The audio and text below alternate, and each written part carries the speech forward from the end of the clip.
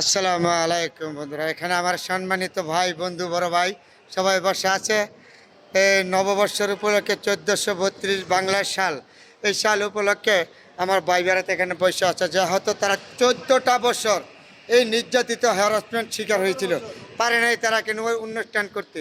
আজকে হয়তো তাদের এই অবদানে আজকে দক্ষিণ সিটি কর্পোরেশনের 14টি বছর পরে এই অনুষ্ঠানটা গ্রহণ করেছে। যে হয়তো এই বাঙালিদের একটা ইতিহাস তারা ধরে রাখছে, তাদের জন্য দোয়া ছাড়া কিছু করে না। দেখেন, আমাদের ঢাকা দক্ষিণ সিটি কর্পোরেশন সাদেক হোসেন খোকা একজন ব্যক্তি ছিল, কিন্তু মেয়র ছিল না। তারপরে হানিফ সাহেবকে আমি অসম্মান করি না, হানিফ সাহেব করেছি, কিন্তু সাদেক হোসেন খোকা ঢাকা সিটি কর্পোরেশনের যতগুলি অনুষ্ঠান ছিল ঐতিহ্যগুলি ধরে রাখতো। সাদেক হোসেন খোকা চলে যাওয়ার পরে বিনা ভোটে দুইটা মানুষ আসছিল, ওকে মেয়র বলতে আমার ঘৃণা করে। দুইটা মানুষ আসছিল রাস্তার ঝাড়ুদার, এই দুইটা লোকে আইসা দক্ষিণ সিটি কর্পোরেশনটা ধ্বংস করে লুটপাট করে শেষ করে গেছে। বহুদিন পরে আমার এই ভাই ভারতরা আবার এই ইতিহাসটা ধরে রাখছে। আজকে এখানে তারা ক্লান্ত পরিশ্রমের মাধ্যমে এই প্রোগ্রামটা ঢাকা দক্ষিণ সিটি কর্পোরেশন শেষ করেছে। তাদের জন্য দোয়া ছাড়া আর কিছু করার নাই। দোয়া করি আল্লাহ পাক ভবিষ্যতের জন্য তারা এই ঐতিহ্যটা বাঙালি ধরে রাখতে পারে।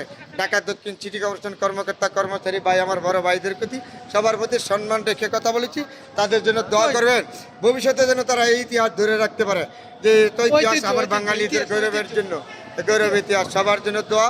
আবারও নতুন বছরের শুভেচ্ছা জানাচ্ছি। 1432 বাংলা নববর্ষের আমার বাঙালি ভাইদের জন্য বিশাল বড় একটা ইতিহাস এই বাংলা বর্ষ।